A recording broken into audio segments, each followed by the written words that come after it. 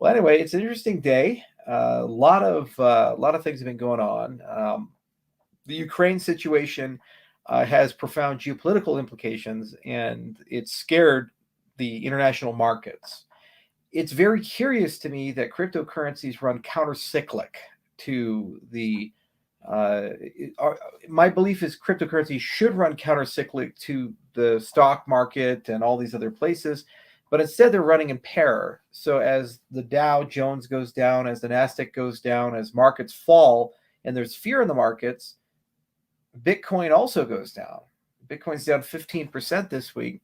It tends to drag everything down with it, rising tides and falling tides. It makes no sense at all, because if the world's going to war and we're worried about inflation and chaos and tragedy, you would think that the opposite would be true, that as instability occurs here, that crypto assets are a safe haven. They're a put on world security and trust in institutions, so they should go up. So I think it's a combination of overheated markets last year combined with some institutional pairing and some retail fear together. Unfortunately, what this means is that everything just goes to hell really quickly. Easy up, easy down. People love the ups, but they forget the downs.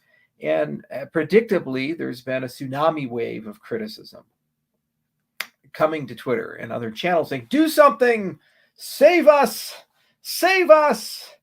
Like, first, guys, it's a decentralized ecosystem. If it's truly decentralized, no one has the power to save you. The ecosystem is going to save itself. Honey Badger doesn't care. And more importantly, nothing can be done at any event. If today a cryptocurrency announced a partnership with Microsoft or Google and said it's going to be the Windows standard or the Android standard cryptocurrency, you'd see a short-term spike, and within a week, the gains would be gone. They'd evaporate. Macroeconomics and geopolitical fear eat markets for breakfast. That's just the reality. Look at COVID. When it came out in 2020, everything went to hell. It was blood in the streets. And tomorrow is probably going to be a real tough day for the markets. And that's just where it's at. So that's why you have to zoom out and say, why are we here? What are we doing? And realize that if there's real use and utility and a real purpose in 5 years, 10 years, 15 years, things are going to look better and significantly better than they were 5 years ago.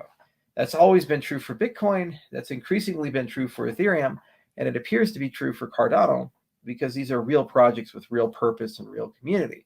And the stable people, the smart people, you know who you are. Nothing more needs to be said.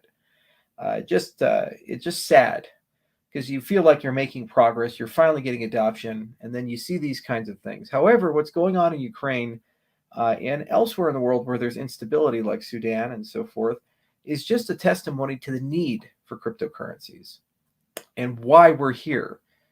At any given moment, cyber attacks or authoritarianism can shut off your money, can seize your assets, can shut off your right to vote, can destroy your identity, rewrite your identity, these types of things. It's true that these powers will always be abused by the powerful. So you have to say, well, isn't it about time we take back our lives? Isn't it about time we take back our sovereignty, become self-sovereign individuals? Isn't it about time that we be our own bank and be our own institution, so that we don't have to live in fear that all the things we've achieved and gained can be taken from us so quickly? And that's the lesson to learn here. And I think the world as a whole will become increasingly more aware of that lesson. And it's going to eventually work its way through. And if we're right, what that translates to is global adoption of cryptocurrencies above and beyond a few tens of millions of people, but billions of people, and entire circular economies that live within that bubble. And a lot of good things to come.